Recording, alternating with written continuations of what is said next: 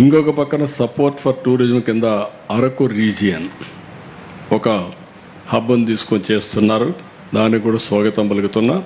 రెండోది పులికాట్ లేక్, ఇక్కడ flamingo festivals మనం పెడుతున్నాం. One of the most beautiful place. ఈ బర్డ్స్, రేర్ బర్డ్స్ అతిథులుగా వస్తూ ఉంటాయి, మన గెస్ట్లుగా వస్తాయి, కొన్ని రోజుల నుండి మళ్ళీ వెళ్ళిపోతూ ఉంటాయి. ఈ సీజన్లో ఆ ఫ్లెమింగో ఫెస్టివల్ ఉన్నది బ్యూటిఫుల్ ఫెస్టివల్, దాన్ని కూడా మనం ఉపయోగించుకుంటే పెద్ద ఎత్తున ఉపయోగపడుతుంది. ఇవన్నీ ఉపయోగించుకోవడమే కాకుండా ఈరోజు logistics hub for the east, coastal cargo, inland waterways, freight corridor, ఇవన్నీ కూడా పెద్ద ఎత్తున పెద్దపేట వేస్తున్నారు. నేను కూడా ఎప్పటి నుంచి ఇది మాట్లాడుతున్నాను. ఏదైతే సీ కోస్ట్ నుంచి ఈస్ట్ వెస్ట్ కారిడార్ మనకుండేది, సౌత్ నార్త్ సౌత్ ఉంది. ఇచ్చాపురం నుంచి ప్రారంభిస్తే చెన్నై వరకు, నార్త్ నుంచి సౌత్ వరకు ఒక కారిడార్ వస్తుంది. 1000 కిలోమీటర్ల సీ కోస్ట్ ఉండే కారిడార్.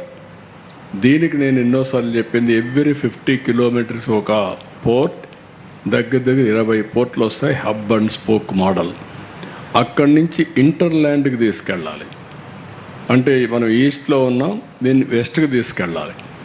వెస్ట్ అనే కొందికి బెంగళూరు, లేకపోతే పైకి ఇంటర్లాండ్కి పోయే కొందికి తెలంగాణ, ఛత్తీస్గఢ్, మధ్యప్రదేశ్, ఒరిస్సా, ఇవన్నీ తీసుకపోతే ఆంధ్రప్రదేశ్ పోర్ట్స్కి అన్నిటికి కూడా ఫ్యూచర్ ఈజ్ ఒక ఈస్ట్ కోస్ట్లో ఒక హబ్గా తయారవుతుంది. దానికి ఊతం ఇచ్చే విధంగా ఈ బడ్జెట్ ఉంది. First time they are talking logistics hub. This is very important. దీన్ని ఎప్పుడో ప్రారంభించాం, అందుకే లాజిస్టిక్స్ డిపార్ట్మెంట్ కూడా పెట్టుకున్నాం. దానికి డబ్బులు కూడా మొబిలైజ్ చేయడానికి ముందుకు పోతున్నాం.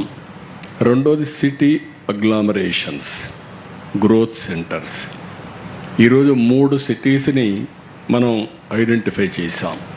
విశాఖపట్నం గ్రోత్ రీజియన్, అదే మరిగా తిరుపతి ఎకనమిక్ రీజియన్, ఇంకొక పక్కన అమరావతి ఎకనమిక్ రీజియన్. ఈ 3 రీజియన్స్ పెట్టుకొని ఆ సిటీస్ అన్నీ కూడా నెక్స్ట్ లెవెల్ ఆఫ్ సిటీస్గా తయారు చేయడానికి health, education, tourism and creativity, ఇవన్నిటికీ పెద్ద పెట్టేశాం. దీనికి ఇది ఒకటి దోహదం చేస్తుంది, city agglomerations and growth centres తయారు చేయడానికి. ఇంకొక పక్కన building industries the future, electronics, ISM, rare earth corridors, chemical parks, container manufacturing. ఏదైతే నేను మాట్లాడుతున్నాను లాజిస్టిక్స్ హబ్స్కి container manufacturing is very important.